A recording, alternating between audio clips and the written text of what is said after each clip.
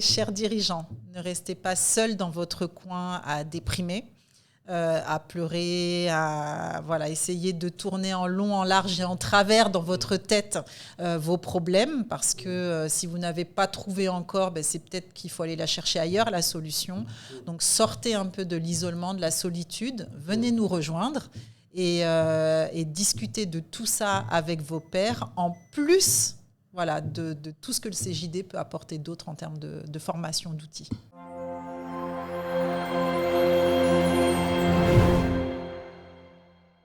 Bienvenue dans votre podcast Les Confessions du JD. Pour ce nouveau numéro, nous recevons Madame Sabrina Coulibaly-Seck, présidente du cabinet Sequoia. Sabrina, bonjour. Bonjour Carlos. Sabrina, est-ce que tu peux te présenter s'il te plaît? Je suis Sabrina Coulibaly-Seck, franco-sénégalaise à Dakar depuis une dizaine d'années et je suis juriste de formation, d'expérience et cofondatrice d'un cabinet de conseil aux entreprises qui s'appelle Sequoia. Alors, la première question que je vais te poser, pourquoi Sequoia? Alors, Sequoia, c'est le nom d'un arbre gigantesque que l'on trouve dans le nord de l'Amérique. Okay. Et c'est un arbre, en fait, qui est centenaire, qui est très solide, on va dire, qui a une espèce d'autoprotection parce qu'on ne peut pas l'utiliser pour quoi que ce soit. Donc, ce n'est pas un arbre que l'on va aller, couper pour okay. d'autres choses. Et donc, ce qu'on a aimé dans le choix de notre nom Sequoia, c'est que cet arbre naît d'une toute petite graine qui fait à peine 1 gramme. Okay. Et donc, une fois sur le sol, les racines commencent à prendre et puis il sort de terre, il grandit, il devient gigantesque, solide et il est protégé, il résiste à tout ce que la nature lui fait endurer. Et en fait, c'est ce que l'on veut mettre en place pour les entreprises qu'on accompagne. Okay. Donc, de par tout ce qui va être structuration, formalisation, avoir une base, des racines solides pour ensuite pouvoir grandir assez sereinement malgré tout ce qui peut se passer dans l'environnement de l'entreprise.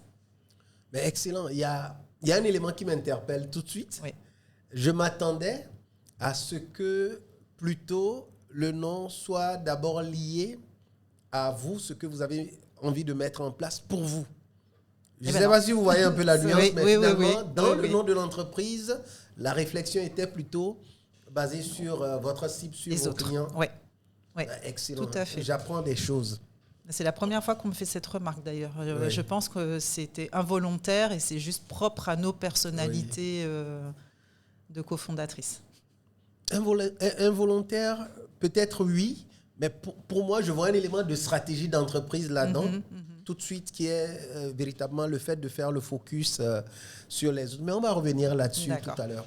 Alors, comme tu le sais, on est dans les confessions du JD. Oui. Et l'idée, c'est de pouvoir raconter ton histoire, disons, depuis ta genèse à toi, jusqu'à aujourd'hui. Et déjà, il y a un élément qui peut interpeller. Tu es franco-sénégalaise. C'est quoi l'histoire? C'est quoi l'histoire? Raconte-nous l'histoire. OK. Ouais. Donc, moi, je suis née, j'ai grandi en France. Okay, de maman française blanche, précise, parce que français, ça veut dire c'est plus large que ça. Ouais. Et d'un papa français, mais d'origine sénégalaise. Okay. Donc voilà, je suis née, j'ai grandi en France, en campagne française, donc plutôt dans un environnement blanc. Okay. Et puis c'est vraiment vers la fin de mes études que j'ai été dans un environnement urbain et un peu plus mélangé, même si tout ça a été un peu progressif. Et donc voilà, j'ai grandi dans ma petite campagne avec mes références locales, mais toujours dans mon éducation, quelque chose d'important qui a été semé dès le départ par mon père, c'est qu'il fallait absolument qu'il transmette les valeurs que lui connaissait, j'ai envie de dire sénégalaises, africaines, plus spécifiquement Sarah Koulé, parce que mon père est Sarah Koulé, donc si je dis sénégalaise ou africaine, c'est pas encore précis. Et donc voilà, c'est dans ça que j'ai grandi, avec les histoires de l'époque. Mon père est né juste avant, l'indépendance. Il a reçu, c'est quelqu'un qui vient du village, qui a reçu donc une éducation vraiment traditionnelle villageoise et qui est à peine passé par Dakar avant de venir en France. Donc c'est cette éducation-là, cette vision du Sénégal, de la culture qu'on a reçue, et donc avec une éducation plutôt stricte. Malgré notre environnement, heureusement qu'on avait maman qui équilibrait de l'autre côté.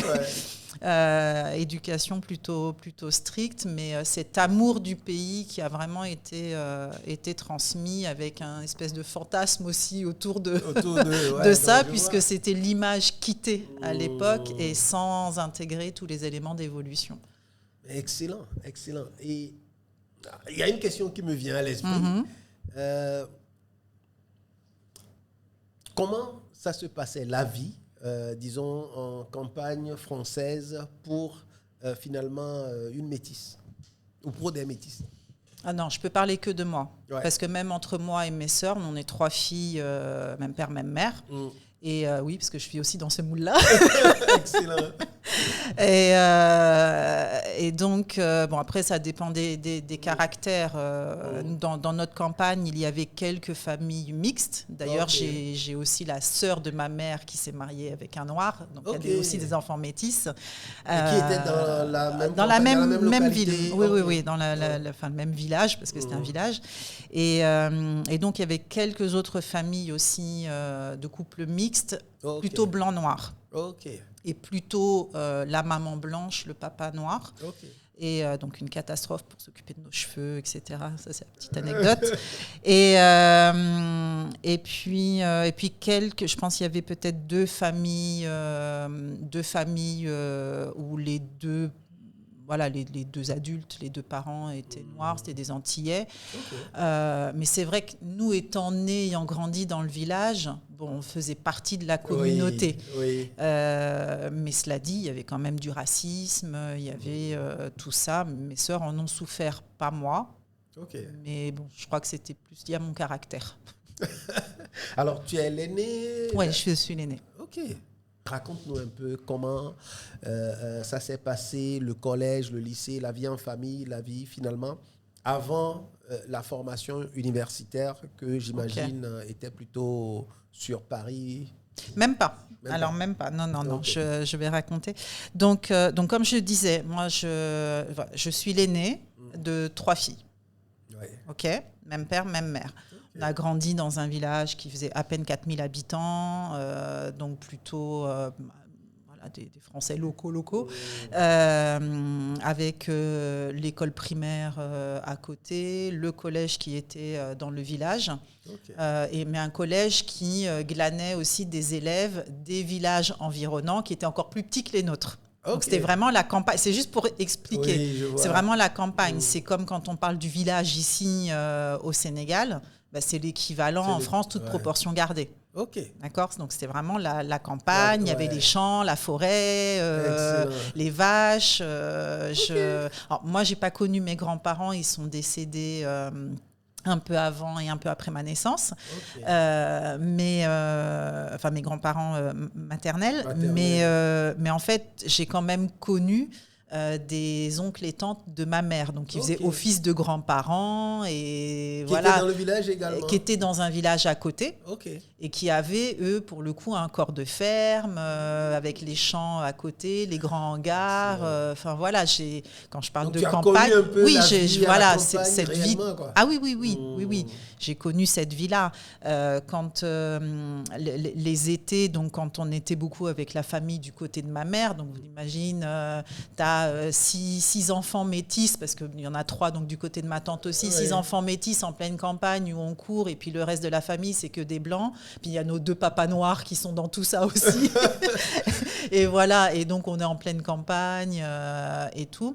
Et par exemple dans la maison de mes grands-parents, maternelle. C'était une maison, en fait, c'était des gardes-barrières de chemin de fer. Donc, une maison limite en plein milieu de la forêt. Les toilettes, c'était les espèces de latrines là au fond du jardin. C'était le puits pour l'eau. Enfin, j'ai pas vécu dans la maison, mais on allait passer des étés, des journées là-bas. Voilà, avec les autres cousins, cousines. Enfin, la famille un peu élargie. Les cousins, cousines de ma mère et leurs enfants. Enfin, bon, voilà, c'était vraiment ces moments-là. Dans la maison, j'ai envie de dire, de mes grands-parents, grands-oncles, grandes-tantes, je sais plus, on se lavait dans la bassine. Voilà, très beau souvenir, finalement. Oui, puis c'est le village d'ici, quoi. C'est... Bon, à part l'environnement, la chaleur, le soleil, mais en termes de mode de vie, finalement, j'ai compris aussi comment, par exemple, mon père avait pu atterrir dans un village comme ça. Parce que quand je suis partie au village ici, je me suis dit, sur les grandes lignes, les grands principes, c'est la même chose. Tout le monde se connaît, tout le monde parle de tout le monde, tout le monde vit ensemble. Enfin, voilà, c'est... Et quel souvenir tu gardes de ça ? Tu vois, j'ai le sourire. Non, c'est des chouettes souvenirs parce que nous, on s'en rend pas compte quand on est enfant. Enfant, moi, je voyais pas de différence, même si j'avais très bien conscience de ma couleur, de mon métissage. Je voyais pas de différence entre moi et les blancs, sauf si on venait me dire, ça a dû arriver 2 ou 3 fois quand j'étais gamine, oui, sale noire, rentre chez toi. Mais bon, ça c'était de loin, puis juste un regard, la personne se calmait tout de suite. Ah oui. Oui, bon, apparemment j'avais un... Voilà. On me craignait un peu. Tu avais la technique. Non, j'étais grande et assez costaud par rapport aux autres, et je pense que j'avais un visage, un regard qui... Oui, genre, viens pas m'embêter. Mais tu te battais pas. Ça m'est arrivé une fois. Ça, c'était pour défendre ma sœur, qui, par contre, elle se faisait tout le temps chahuter. Oui. Et donc oui, voilà, grandir dans cet environnement-là, pour moi, et encore une fois, je ne peux parler que de moi, je n'ai pas eu de soucis particuliers. On avait une école qui était bordée d'une mare avec des grenouilles. On allait ramasser les œufs de grenouilles pour les étudier en classe. On avait des barrières de poils à gratter. On allait ramasser ça, on les écrasait, on les mettait dans le dos de camarades. Et puis, arrivé en classe, on se faisait tous engueuler. Enfin, voilà, c'est la campagne, quoi. C'est la campagne. C'est magnifique. C'est la campagne. Après, avec... tout ce qu'il n'y a pas, parce que pour le coup, ma campagne était à 20 km de la ville, de la capitale régionale, donc Le Mans. Moi, je viens de la Sarthe. Donc, entre les rillettes, les 24 heures du Mans, les vaches et autres. Le MSB quand même au basket. Le Mans qui a été en première ligue pendant 2 ans, je crois. 3 ans même. 3 ans. Bon, en tout cas... Voilà, c'est de passer après le collège, pour le coup, à la ville. Oui, déjà, c'était une autre étape. Parce que là, donc, c'est après le collège que... je passais à la ville. J'étais toujours à la maison. Je prenais le train tous les jours pour aller au lycée. Je m'étais arrangée pour aller dans le lycée qui était hors zone parce que je préférais aller au Mans que dans la zone dans laquelle j'aurais dû aller. Avec les amis du collège, on avait un peu bidouillé nos dossiers. Pour l'adapter. Pour pouvoir que ça passe. Puis moi, mes parents n'y connaissaient rien. Ils ont arrêté l'école tous les 2 au CM2. Donc on faisait ce qu'on voulait dans nos choix. Et donc là, arriver en ville, oui, c'est déjà autre chose. Même si c'est une petite ville, beaucoup plus de monde, etc. La période lycée, et autant j'étais très bonne élève jusqu'en 3e au collège, arrivé au lycée, c'était la catastrophe. C'était la catastrophe. Alors, comment ça s'est passé maintenant, la partie transition vers la formation professionnelle? Aujourd'hui, tu es juriste. Comment ça s'est passé? C'était où? Voilà, raconte. Alors, moi, j'avais un projet qui était établi depuis que j'étais au CM2. C'est ce que je me rappelle. On avait notre instituteur, un instituteur que j'adorais d'ailleurs, qui nous avait demandé, mais vous voulez faire quoi plus tard? Moi, c'était avocate. Direct. Direct. À l'âge de 10 ans, je savais que je voulais faire du droit. Pour moi, c'était avocate parce que j'ai toujours été, et ce qui m'anime encore plus ou moins, j'ai toujours été dans cette volonté de défendre un peu les opprimés, la veuve et l'orphelin, enfin voilà, de pouvoir aller dans cette direction-là. Même quand je regardais beaucoup le foot à l'époque, j'étais principalement supportrice des outsiders. Je me disais non, il y a toujours moyen de, on ne sait jamais. Ah oui, mais c'est très ancré en moi, dans mon caractère. Et donc mon objectif, c'était celui-là. Donc mes études m'ont amené vers des études de droit. Donc même arrivé au lycée, comme je disais, c'était la catastrophe. J'ai été obligée de changer de filière. Parce que je n'avais pas le niveau pour faire passer le bac général que je voulais. Et donc j'ai changé de filière, mais je savais qu'en changeant de filière, donc je passais un bac technologique, ça allait être plus compliqué, mais c'était possible.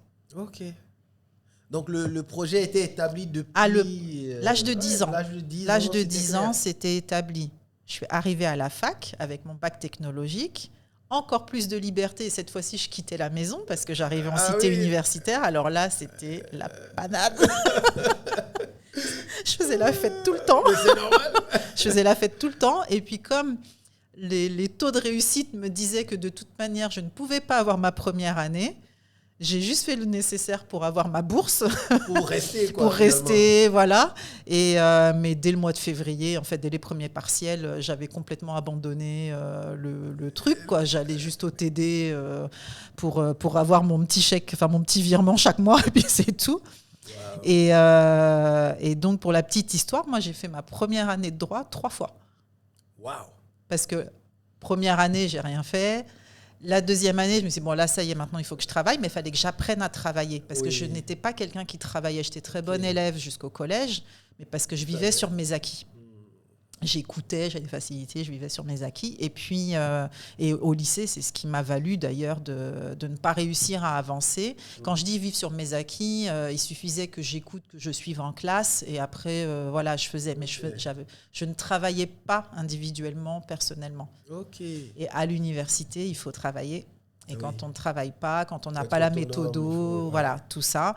Et donc, voilà. Et donc, ma première année s'est passée comme ça. Et puis après, ça a été fluide jusqu'à la fin. Donc, finalement, je me suis rattrapée. J'ai fait mon... À l'époque, c'était l'époque du DUG. Je l'ai fait en 4 ans, comme beaucoup, sauf que j'ai fait 3 fois la première année, 1 fois la deuxième. Et par la suite, donc toujours dans cette optique de devenir avocate, je voulais arrêter en année de maîtrise pour pouvoir passer le concours d'entrée à l'école de formation des avocats. Je voulais passer le concours et un de mes profs de droit civil m'avait dit « Sabrina, il faut aller en DESS ou DEA à l'époque, donc le Master 2 aujourd'hui, parce que si jamais la partie avocature ne fonctionne pas, au moins c'est un 3e cycle en milieu pas entrepreneurial, d'entreprise, tout ça. Ça a plus de valeur, vous allez coûter plus cher à l'entreprise, etc. J'étais pas, franchement, j'étais pas très motivée. J'ai dit bon, ok, je vais le faire. J'ai choisi un 3e cycle qui était dédié aux droits de l'homme. Moi, ce qui m'importait, c'était les droits de l'homme, droit international, tout ça, mais toujours quand même avec une formation en droit privé. Je ne voulais pas être estampillée de droit public. Bon, finalement, j'aime bien naviguer entre les deux. Et je ne voulais, c'est important pour la suite, surtout pas faire de droit des affaires. Surtout pas. Moi, j'étais vraiment... Oui, c'est pour ça que je vois que ça t'interpelle. Oui, parce que je pense qu'aujourd'hui, tu exerces... Je ne fais que ça. Ouais. Et donc, mais encore une fois, j'étais dans cette dynamique, être avocate. Alors, ce n'est pas le métier d'avocat plaidoirie qui m'intéressait, c'était plutôt le métier de conseil juridique qui m'intéressait. Mais comme en France, les 2 métiers sont fusionnés, on est obligé d'être avocat pour être conseil juridique. Voilà. Et c'est la même chose au Sénégal? Non, justement. C'est là où, voilà, dans le parcours, l'évolution, ce que j'ai pu mettre en place au Sénégal, je n'aurais pas pu le faire, en tout cas pas de cette manière-là en France. Et donc, voilà, donc j'ai avancé vers donc, ce Master 2, droit de l'homme, droit humanitaire, qui me permettait en plus d'avoir, on va dire, une approche un peu facilitée, Concernant le concours à l'école d'entrée à l'école de formation des avocats, parce qu'il y a une question un peu connaissance générale et autres. Voilà, ça allait me faciliter. Ouais, ça allait me faciliter les connaissances sur cette partie. J'ai testé le concours 2 fois. La première fois, j'ai raté à peu l'écrit pour pouvoir aller passer les oraux. Je me suis réinscrite. Entre-temps, j'avais trouvé un emploi en cabinet d'avocat que j'ai adoré. Et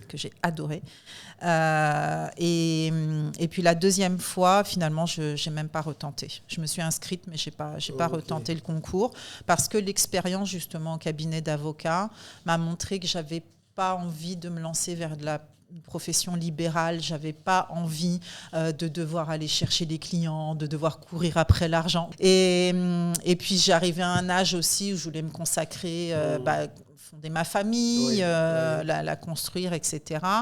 Et c'est à partir de ce moment-là que je suis passée plutôt côté salariat en entreprise en France. Ok. Et comment ça s'est passé, cette vie? Cette première phase de la vie salariale, comment ça s'est passé? Alors, ça s'est bien passé. Alors, déjà, moi, quand même, tout au long de mes études, dès l'âge de mes 18 ans, j'ai travaillé. J'ai travaillé, le job étudiant, l'été. Donc, comme ma mère travaillait à l'usine, à la chaîne, on était privilégiés, nous, pour pouvoir entrer en job d'été. Donc, moi, les 2 mois de vacances d'été, je travaillais à la chaîne. Par la suite, donc, ce qui était bien, par exemple, sur cette expérience, c'est que ça m'a appris l'industrialisation. Comment ça fonctionne quand tout est vraiment bien séparé, chacun sa tâche, bien structuré. Voilà, ces histoires de Fordisme et compagnie, en fait, moi je l'ai vécu en vrai. Alors mentalement, c'est un peu dur, mais voilà, c'est aussi très très formateur. Et puis ça m'a poussé à continuer mes études pour pas devenir ouvrière.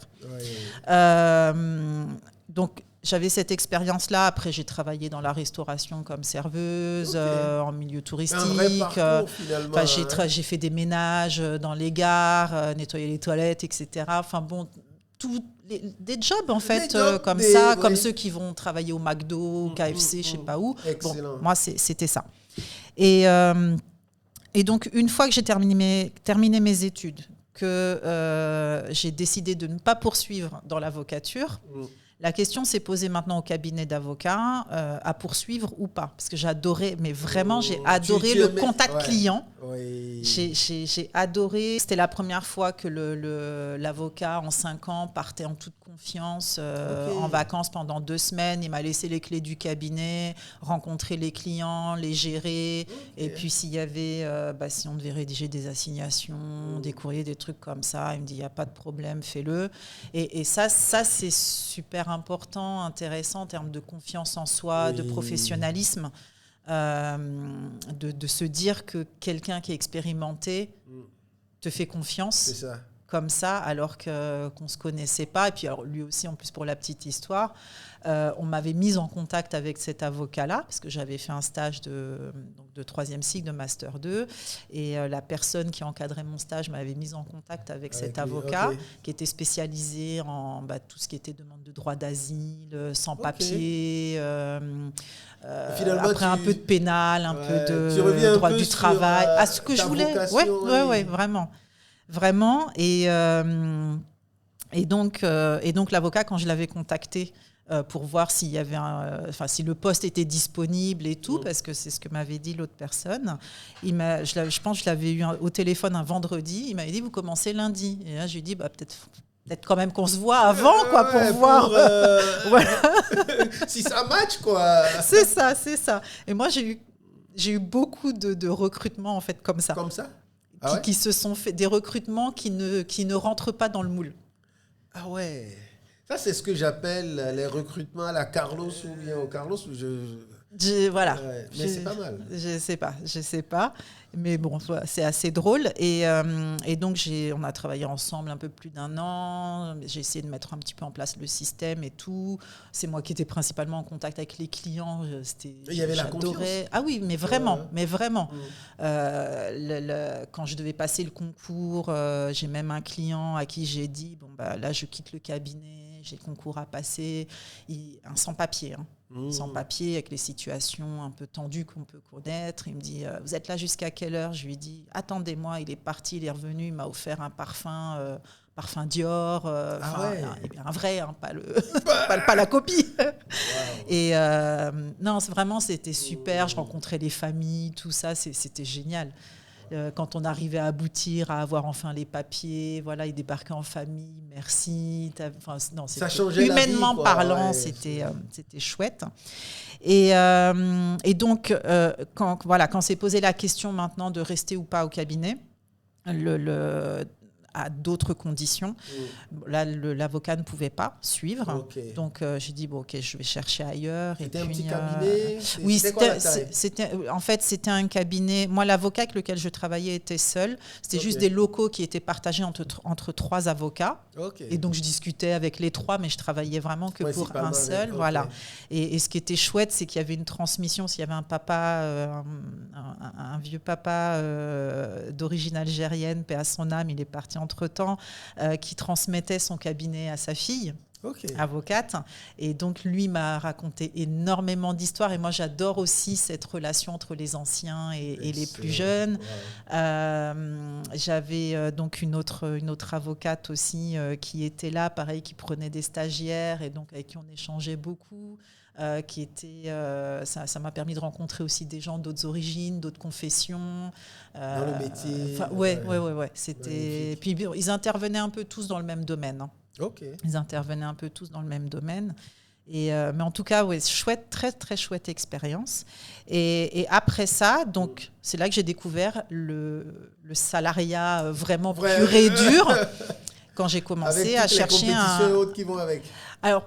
Moi, je ne suis pas dans ces histoires de compétition, mais vraiment dans le fait de réfléchir à c'est quoi un juriste salarié. Parce qu'en fait, je ne m'étais jamais posé la question. Pour moi, dans le domaine juridique, tu étais avocat, tu étais juge, huissier, notaire, enfin voilà. Un juriste salarié qui était dans l'entreprise. Mais dans l'entreprise, je ne me suis jamais posé la question. Ça, c'est dingue. Quand je cherchais, et je me suis retrouvée à postuler sur des postes pour faire du contentieux, de recouvrement, de cotisation, plus dans la protection sociale. Tout ce que j'ai détesté. En fait, tout ce que je détestais, c'est là-dedans que je suis partie par la suite. Il y a eu beaucoup d'étapes comme ça. Et en fait, ce sont des expériences qui m'ont permis de m'ouvrir, de voir d'autres choses. D'autres horizons. C'est ça. Et de me dire que de faire, par exemple, sur le contentieux, là, en protection sociale, où on était quand même dans une structure, c'est un peu l'équivalent de la Caisse de sécurité sociale ou l'IPRES. Donc, avec des pouvoirs importants, où on peut aller quand même jusqu'à aller bloquer des comptes bancaires.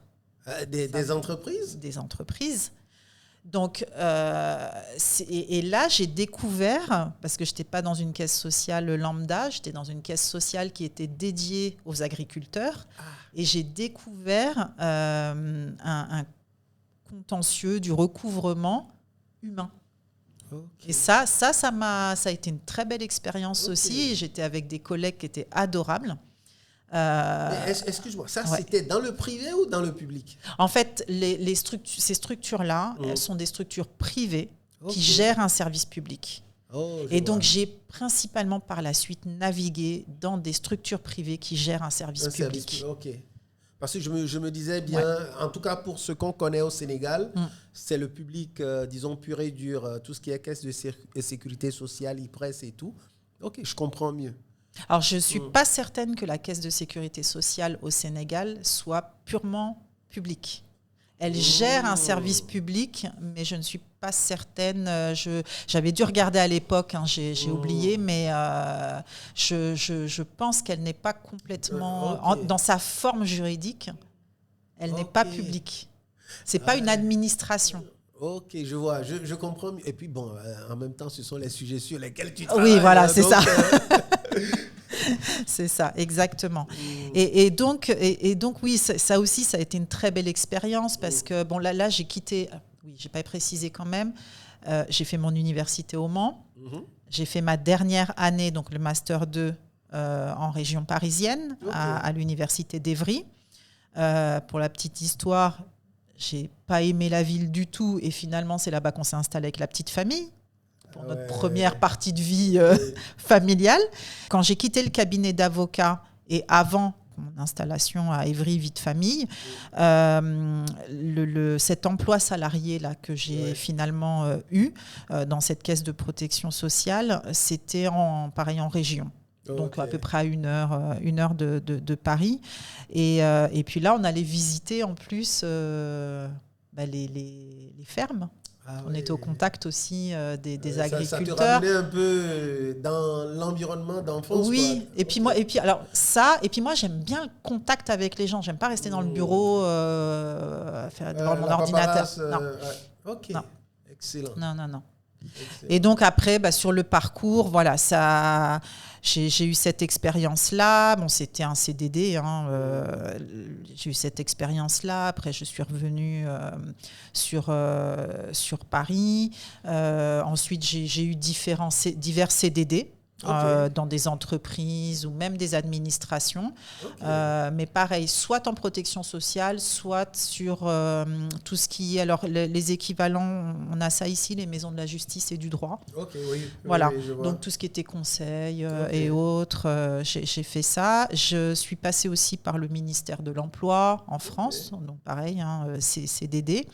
Et ministère de l'Emploi, où là, c'est encore autre chose, parce que là, tu suis la politique de l'État. Oui.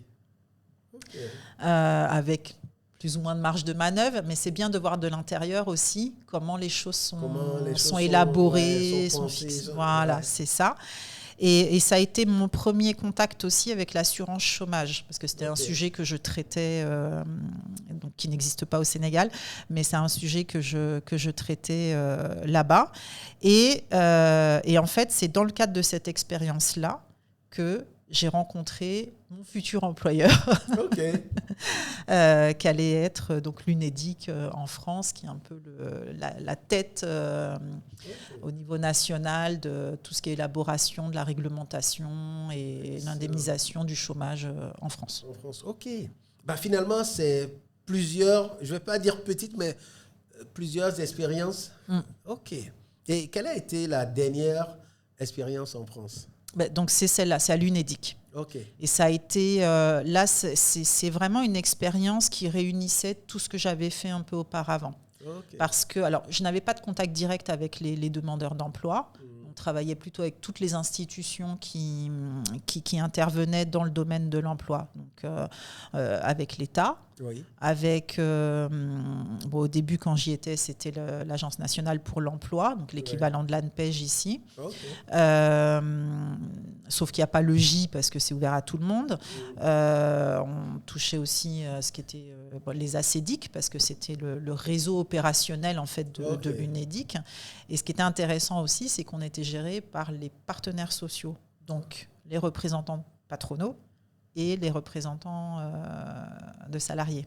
Ah oui, des deux côtés. Voilà, et c'est eux qui nous géraient parce que c'est eux qui fixaient les grands principes de la réglementation de l'assurance chômage. Après, nous, en tant qu'opérationnels, on devait, pour partie, c'était 2 métiers à l'UNEDIC. Un métier, c'était la rédaction des règles, avec la mise en œuvre jusqu'à l'informatique, etc. Et de l'autre côté, la gestion financière. Et donc, moi, j'ai toujours été curieuse, je me suis toujours investie, j'ai toujours regardé comment fonctionne en interne la structure, quelle qu'elle soit, qui décide quoi, même si moi je fais ce que mon employeur, celui qui me paye, me demande de faire, que je sois d'accord ou pas. J'aime bien comprendre derrière pourquoi, les enjeux, la stratégie. J'aime bien aller regarder les profils aussi de gens qui viennent. Par exemple, on a eu dans cette expérience-là qui a été très riche parce que j'ai vu des directeurs changer. Il y a eu une énorme réforme au niveau national qui a complètement réorganisé tout ce qu'on était. Okay. Par exemple, nous, on était passé de 2000-2500 employés à 100. De combien? De 2500 à 100. À 100. Ouais. Mais juste par une réorganisation. En fait, c'était une réorganisation. Quoi, les autres, ils ont été. Il y a pas c'est juste que l'activité opérationnelle. Ok.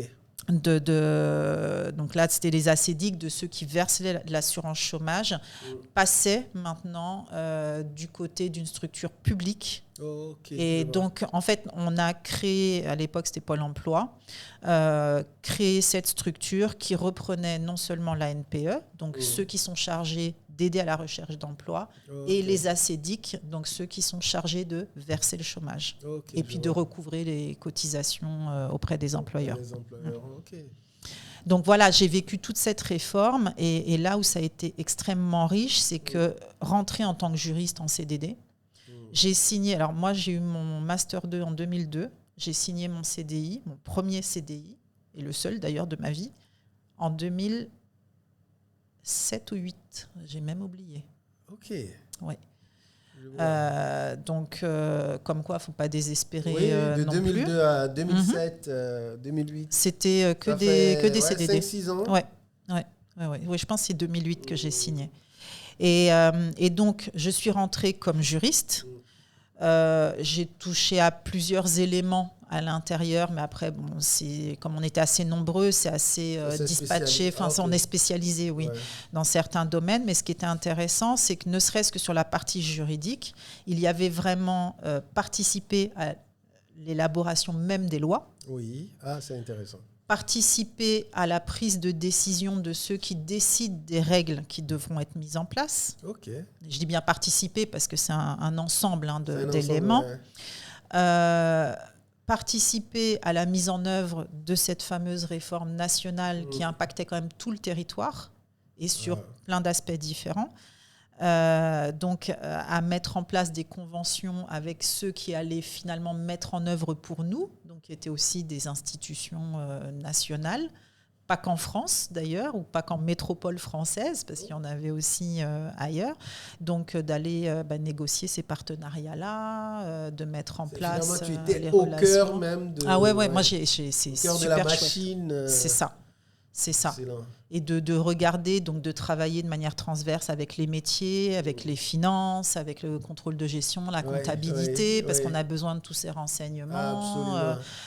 Et des sujets qui m'intéressaient. Par exemple, moi, au lycée, dans mon bac technologique, j'avais fait de la comptabilité analytique. Et on avait commencé à faire analytique. On avait fait de la comptabilité générale. Et on avait commencé à parler comptabilité analytique, mais on n'avait pas pu avancer dans le programme. Sauf que ça m'intéressait. Et ça, j'ai pu le retrouver, t'imagines, 10-15 ans après. En entreprise. D'ailleurs, j'avais demandé une formation. Tout ce qui est indicateur de performance, pilotage, tout ça, il a fallu se mettre dedans. Absolument. En fait, c'est très large. Et tu vois, en plus, j'ai changé de poste en interne, rattaché à la direction générale adjointe, vraiment travailler avec les auditeurs, avec les RH. Et j'ai aussi été représentante du personnel. J'étais syndiquée, Mais excellent, parce que moi, quand je me rappelle un peu de quelques formations que tu as animées et puis des échanges que j'ai eus, au début, je voyais plus un profil, je vais dire, financier. En tout cas, relativement proche des finances. Alors qu'à la base, pas du tout. Tu es juriste, quoi. Ouais. Mais finalement, c'est toutes ces expériences-là. C'est ça. Excellent. Et puis non, j'ai vraiment pas le profil financier. Oui, je touche, j'ai un regard, je vois, mais... C'était l'impression, en tout cas, que moi j'avais eue au début, parce que finalement, on ressent quand même qu'il y a une bonne compréhension, une bonne assise. C'est vrai que dans tes partages, tu redirigeais vers les spécialistes quand les questions étaient approfondies. Excellent. Comment cette expérience-là a évolué jusqu'à ce que finalement tu décides de devenir entrepreneur et en plus entrepreneur au Sénégal. Ouais. Donc, mon mari est sénégalais. OK. D'accord. Il a grandi au Sénégal, Sek. Monsieur Sek. Oui, Koulibaly, c'est moi, hein, pour les gens qui ne sauraient pas. Donc, mon mari est sénégalais, ses parents, famille au Sénégal. Okay. Lui, il est venu en France pour les études. Il m'a rencontré. Magnifique. Donc, il est un petit peu resté. Et donc, on s'est mariés, on a fondé notre famille en France, donc 2 enfants, un garçon et une fille. Et puis, on avançait dans nos carrières. Sénégal, oui. On avait investi dans du foncier, mais voilà. Comme tout le monde, on vient en vacances. Au Sénégal, au Sénégal également. Ouais. Oui, l'investissement foncier, je parlais au Sénégal. Oui, en France aussi, on s'est établi, acheté la maison et tout. Mais pour nous, on avait notre vie en France, la retraite au Sénégal. OK. Voilà, lambda, comme tous nos parents, les émigrés économiques le ou autres. Hein. Voilà, le classique. Ouais. Et puis donc, nous, on s'est mariés en 2005. Okay. Voilà, on venait au Sénégal peut-être tous les 2 ans à peu près, quelque chose comme ça. Et à chaque fois qu'on venait, on voyait quand même des évolutions. Ouais.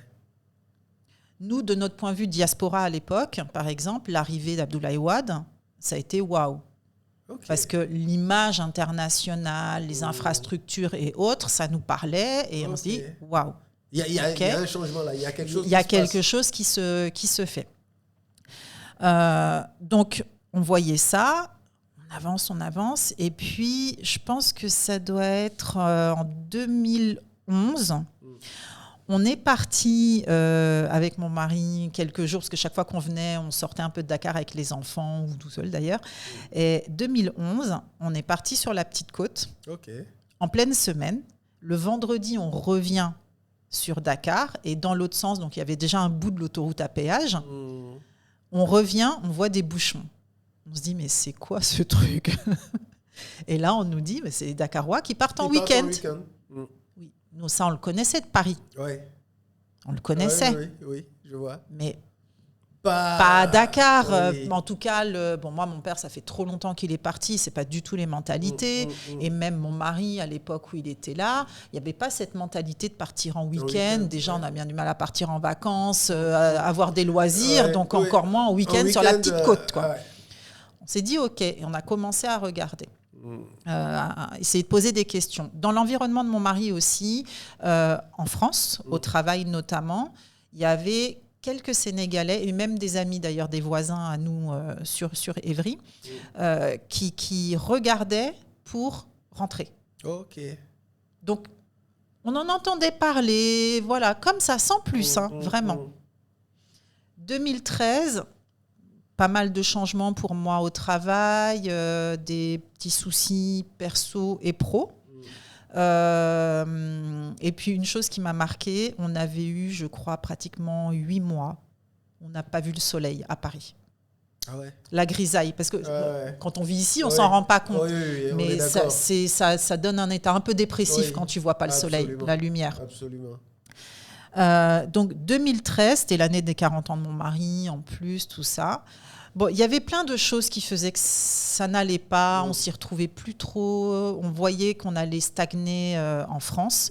Et en parallèle, on voyait qu'ici, il y a des choses qui bougeaient. Ça bougeait, ouais. Que la vie commençait à être différente, que nous, classe moyenne plus en France, on pouvait aussi être une classe moyenne plus ici. Oui, absolument. Et donc, on a passé l'anniversaire de mon mari, puis je m'étais dit, pareil, 40 ans, il a passé plus longtemps de sa vie en France, loin de sa famille, que d'être avec sa famille, et que c'était pas normal. Voilà, alors que moi, j'ai ma famille qui est là depuis, tout ça, machin. Bref, tout ça, et on s'en était pas parlé tous les deux. Okay. C'est un jour, je sais même plus comment, on parle de ça, on dit, et le Sénégal? Ah bah tiens, justement, j'y pensais. Et puis, bla, c'est parti. Ok.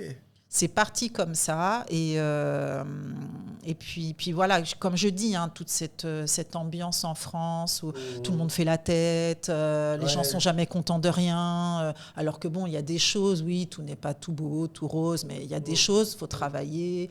Oui, il faut payer des impôts. Nous aussi, on paye des impôts. Absolument. Voilà, c'est comme ça.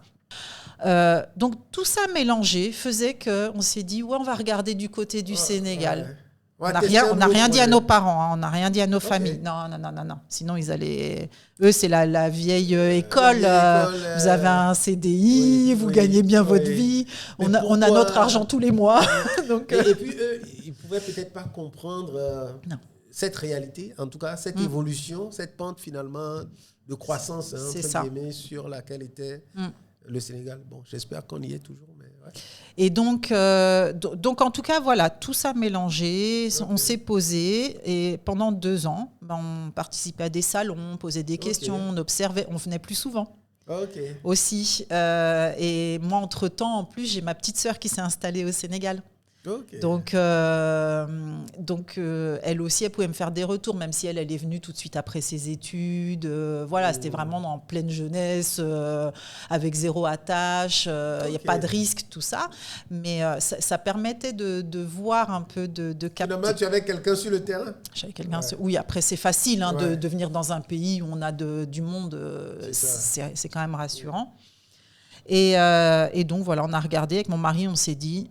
Dès qu'il y en a un qui trouve un emploi, parce qu'il fallait quand même assurer les factures, dès qu'un trouve un emploi et que le montant couvre la base de charge, on part. Wow. Donc finalement, c'est mon mari qui a trouvé, on est venu. En arrivant, voilà, l'entrepreneuriat, moi, j'y connaissais rien, vraiment. Comme je disais, j'avais eu des freins quand j'étais en France. Et heureusement, j'avais mon beau-frère qui était là, qui était déjà entrepreneur, donc Ibrahim. Et finalement, ta sœur s'était attachée complètement. Ah, oui, c'est vrai que... parce que sinon, on va y passer des jours à raconter. Donc oui, ma petite sœur qui est arrivée a trouvé bonheur ici, s'est mariée, elle a préparé le terrain. Voilà. Elle a fondé sa petite famille, qui s'est agrandie entre-temps. Et donc voilà, avec son mari, donc mon beau-frère, Ibrahim du groupe Lordibra et qui est aussi membre du CJD. Alors pour la petite histoire, c'est moi qui lui ai parlé du CJD, mais il est devenu membre bien avant moi. Et donc voilà, il m'expliquait quand même un peu son parcours, son expérience en tant qu'entrepreneur. Donc ça me donnait des indications.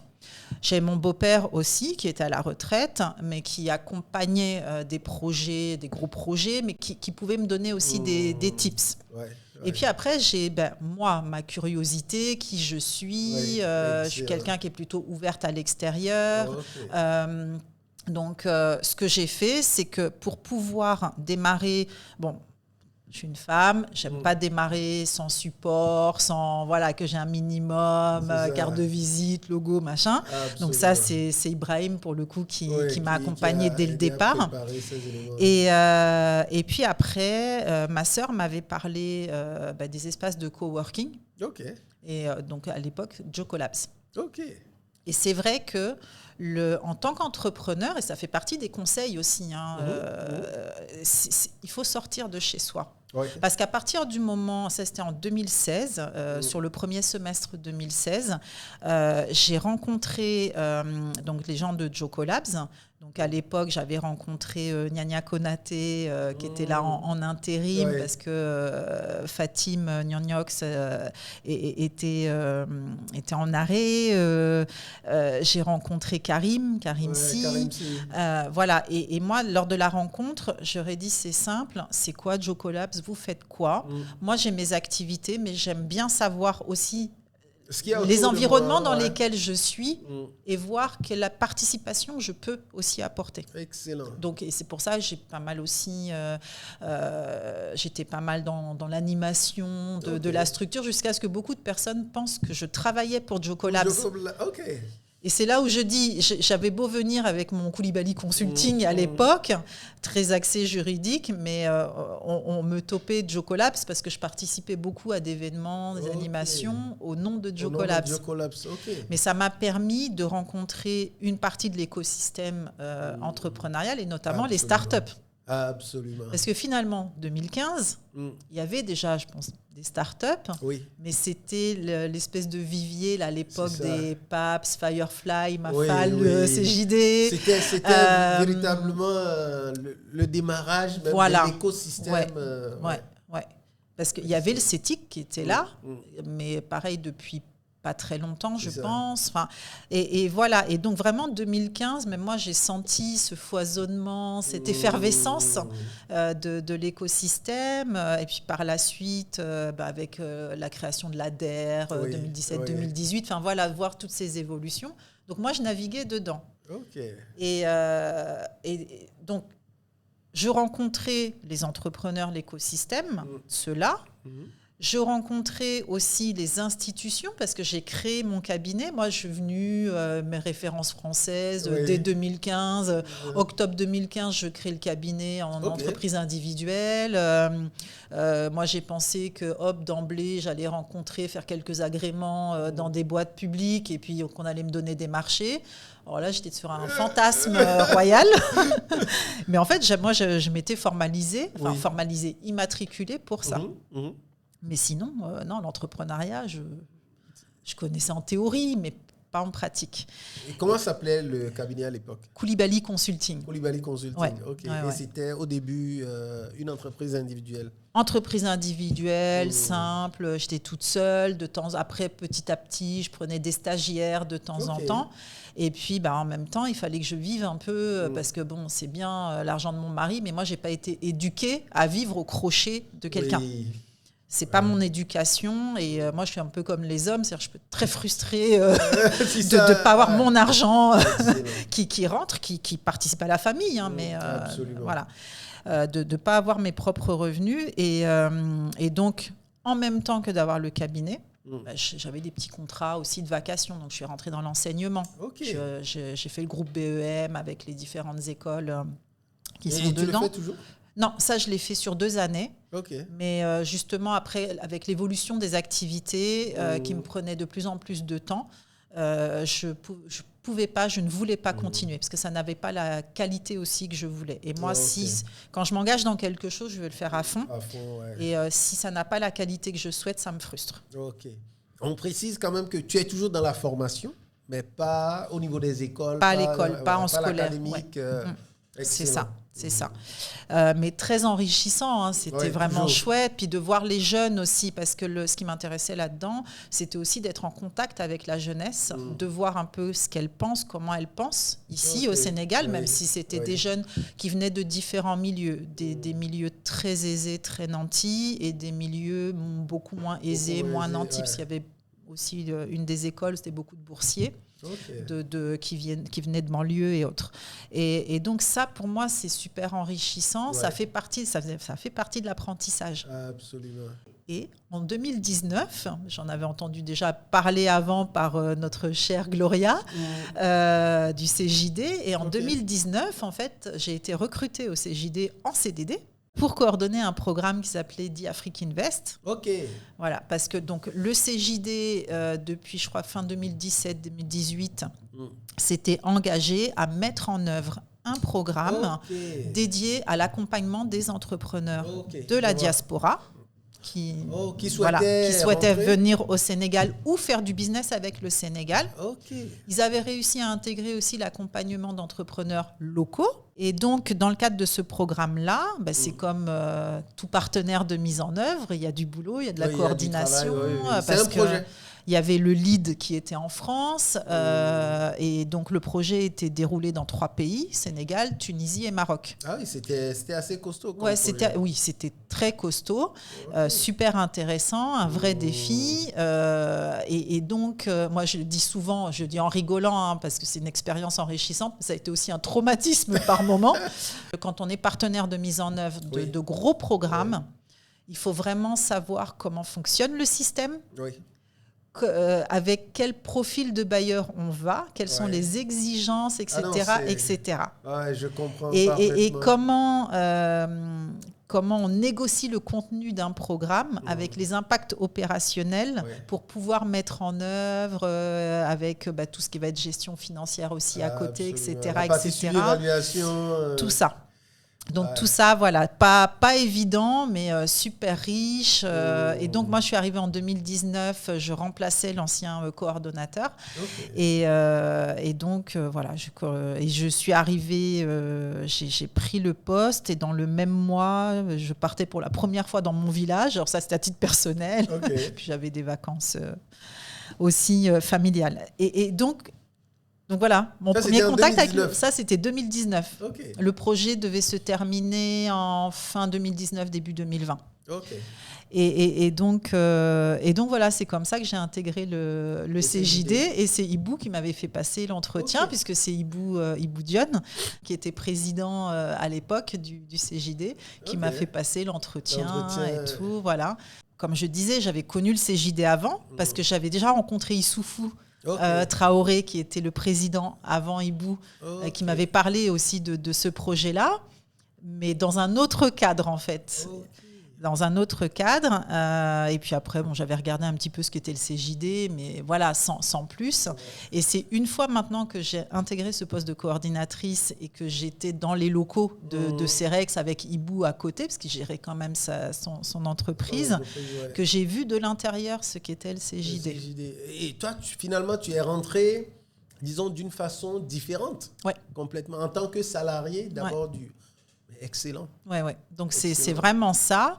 Et en tant que salarié, donc avec les différentes activités qu'on a déroulées dans le cadre de The Afrique Invest, ça m'a aussi permis un moment, on avait eu l'occasion de partir en France pour une des activités. Et on est passé par le CJD France, le siège national. Finalement, ça t'ouvre à l'écosystème à la fois local, mais également... oui, sur le CJD, oui, complètement. Hein, c'est ça. Et donc, on est passé en France et sur place, j'ai pris quelques livres comme ça qui étaient à disposition sur le CJD.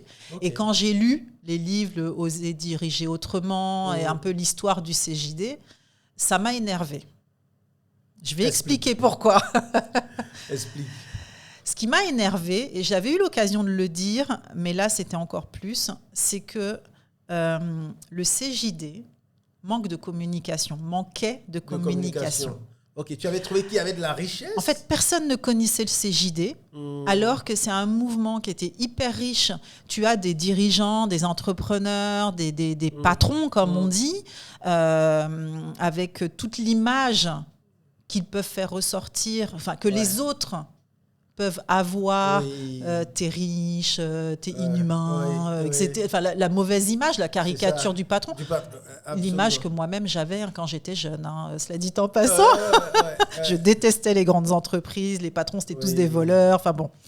Et en fait, là, je découvrais un mouvement humain. Toi, comme ce que je disais tout à l'heure avec mon expérience du contentieux, recouvrement agricole, là, je trouvais un mouvement de dirigeants humains qui n'est pas juste orienté business, argent. Qui ont leur quotidien avec leurs problèmes, exactement. Avec leurs besoins. Mais c'est ça. Et qui sont là, en fait, pour dire, OK, nous, on dirige avec des êtres humains. Oui. On n'est pas là pour juste s'enrichir, faire suer les gens et gagner de l'argent sur leur dos. Non, il y a toute une machine derrière ça. Et j'ai trouvé ça dommage en fait de ne pas le partager. C'est ça qui m'a énervée. Ok, je comprends. C'est ça qui m'a énervée. Et donc, toute fin 2019, je dis OK, c'est bon, je deviens membre du CJD. Okay. C'est comme ça que j'ai adhéré au CJD. Tu as d'abord travaillé pour le CJD et puis après tu as intégré. C'est ça. Excellent. Maintenant, Sequoia, quand est-ce que le cabinet Sequoia finalement a été créé ? Donc, 2019, CJD, en même temps, j'avais toujours mes activités avec Koulibaly Consulting. Oui. Et j'étais aussi dans une association qui regroupe la diaspora des RIPAT, donc la diaspora qui est rentrée et tout. Et dans le cadre de cette association-là, donc qui s'appelle les Nouveaux Blédards, j'ai rencontré donc la fondatrice Awali, qui a l'habitude, quand si tu as un besoin spécifique, de mettre en relation avec les membres de l'association selon les thématiques. Excellent. Et elle m'a mise en relation avec une certaine Cécile Bendaoud. OK. Donc, Cécile Bendaoud qui vient me voir en consultation alors que je suis Coulibaly Consulting. Ouais. OK, qui me dit bon bah voilà, moi je veux créer mon entreprise, voilà ce que je fais, parce qu'elle était entrepreneur déjà en France, dans les services à la personne, mais là elle voulait vraiment faire du conseil. Okay. Elle m'explique ce qu'elle fait, et puis moi quand tu viens me voir et que tu me dis je veux créer mon entreprise, soit tu as une idée déjà de la forme juridique, ou alors tu n'en as pas, mais dans tous les cas je vais te poser un certain nombre de questions par rapport à ton projet global. OK. Et quelles sont tes ambitions, tes objectifs, etc. Je ne suis pas là pour faire de l'admin. Moi, l'admin, ça ne m'intéresse pas. Sinon, je t'envoie directement à la PIX ou chez le notaire, mais le pur admin, ça ne m'intéresse pas. Donc, je veux comprendre ce qu'il y a derrière pour pouvoir mettre en place la forme la plus adaptée. Ou si tu ne peux pas pour des contraintes diverses, opérationnelles, financières ou autres, mais au moins tu sais vers quoi tu peux aller par la suite. Tu vois, dans le conseil, de pouvoir anticiper, mais de tu aidais finalement à clarifier le projet. Oui, c'est ça. Oui, vraiment. Et donc Cécile, à un moment, je lui pose, elle m'explique voilà, tout ce qu'elle fait. Et puis, et la manière dont elle veut aussi mettre en place avec des valeurs humaines très panafricaines. Elle a ses racines aussi algériennes et très tournée vers l'Afrique, depuis toujours d'ailleurs, même quand elle était en France. Et voilà, je l'écoute, je vois qu'on partage, on a la même vision des choses. Et à un moment, je lui dis, mais tu vas créer toute seule ou pas ? Oui, je vais créer toute seule. Est-ce que tu envisages de t'associer plus tard ou pas ? Parce que ça fait partie de mes questions habituelles. Ah non, pas du tout. De toute façon, je ne sais pas avec qui je m'associerai. Et là, je le revis. J'ai eu un petit rictus. OK. Je dis, on en reparlera plus tard. On continue. On continue pour que je lui fasse quand même sa consultation. Et à la fin, je lui dis, écoute, moi, aujourd'hui, je suis toute seule en entreprise individuelle, mais ça n'a jamais été mon objectif. Okay. Mon objectif, c'est d'être à plusieurs. Moi, je fonctionne en groupe, je fonctionne à plusieurs. Je ne suis pas là pour moi. Ça me tire pas, ça m'anime pas et tout. Et je dis, on se revoit une autre fois, et puis on se pose, on en reparle et tout. Et c'est comme ça, en fait, qu'on a commencé des discussions. Ça a duré... je pense, je ne sais même plus, 4-5 mois qu'on a discuté comme ça. Elle est venue aux activités du CJD qui étaient ouvertes aussi. Enfin, voilà, vraiment bien discuté. On a travaillé sur notre projet donc de s'associer en parallèle. Et c'est comme ça qu'en mars 2020, Sequoia est né. Et c'est comme ça qu'on s'est lancé. Et donc Sequoia, aujourd'hui, c'est quoi ? C'est un cabinet de conseil qui propose, comme ce que je faisais avec Coulibaly Consulting, de l'appui juridique, donc formalisation, mais encore une fois, ce n'est pas que de l'administratif, il y a de l'opérationnel, il y a tout ce qui va être documentation juridique, de la formation aussi sur certains aspects, de l'accompagnement au poste, à la création de postes en interne dans les entreprises, voilà. Juridique, d'outils à mettre en place, notamment sur de la conformité. Enfin, vraiment, on brosse toute cette partie-là. Donc, comme je disais, je détestais le droit des affaires avant. Là, tu es retombé dedans ? Complètement dedans. Ce qu'a apporté Cécile en plus, c'est notamment la partie stratégie d'entreprise. OK. Voilà, puisque c'est plus son profil. Et en fait, moi, j'en faisais, mais pas de manière aussi structurée et surtout en tant que personne et peut-être surévaluée en tant que femme, j'avais syndrome de l'imposteur, c'est-à-dire que formation juridique, donc il faut que ce soit du juridique. Alors qu'en fait, je faisais d'autres choses. Oui, absolument. Parce que mon expérience m'a permis de toucher à pas mal de choses. Donc, stratégie d'entreprise, organisation interne, notamment sur les ressources humaines, regarder toute ta chaîne opérationnelle en interne. Puis après, on a le pilotage de la performance aussi avec les indicateurs, parce que tu poses une stratégie, tu mets en place tout ce qu'il faut opérationnellement, mais après, il faut suivre. Il faut mettre les indicateurs et pouvoir les suivre. C'est ça. Alors, qu'est-ce que tu dirais à un dirigeant qui se sent un peu isolé et qui, finalement, a tous les problèmes de dirigeant ? Alors, je dirais, chers dirigeants, ne restez pas seul dans votre coin à déprimer, à pleurer, à essayer de tourner en long, en large et en travers dans votre tête vos problèmes, parce que si vous n'avez pas trouvé encore, c'est peut-être qu'il faut aller la chercher ailleurs, la solution. Donc sortez un peu de l'isolement, de la solitude, venez nous rejoindre et discuter de tout ça avec vos pairs, en plus de tout ce que le CJD peut apporter d'autre en termes de formation, d'outils. Excellent. C'est ça que je dirais. Alors moi, ce que je voudrais dire de manière un peu globale par rapport à peut-être aux répondants de mon parcours, c'est que dans tous les cas, il ne faut pas hésiter à tester de nouvelles choses, que ce soit quitter un pays pour aller vers un autre, de manière quand même préparée, à minima, en prenant des informations sur le pays de destination. Ne pas hésiter à tenter l'aventure. Si c'est pour venir au Sénégal, être très résilient, très patient. Non, il faut se dire les choses quand même. Il faut être très, très résilient, très patient. Si c'est pour se lancer dans l'entrepreneuriat, ne pas envisager un marché que local. Il faut envisager un marché au moins sous-régional, voire panafricain, voire international. Le marché sénégalais est trop petit. On est d'accord. C'était la question que je voulais poser, mais Non, il est trop petit, sauf si tu vends ton fondé au coin de la rue, déjà tout prêt, pour ceux qui passent le matin. Mais le marché sénégalais est beaucoup trop petit. Marché, et puis après, il y a des comportements en affaires qui sont différents d'un pays à l'autre. Et donc, le marché sénégalais n'est pas facile. Donc au moment où le Sénégalais sort son premier franc là, c'est déjà bien. C'est déjà pas mal. Excellent. C'est déjà pas mal. Donc voir plus large en tout cas que le marché sénégalais.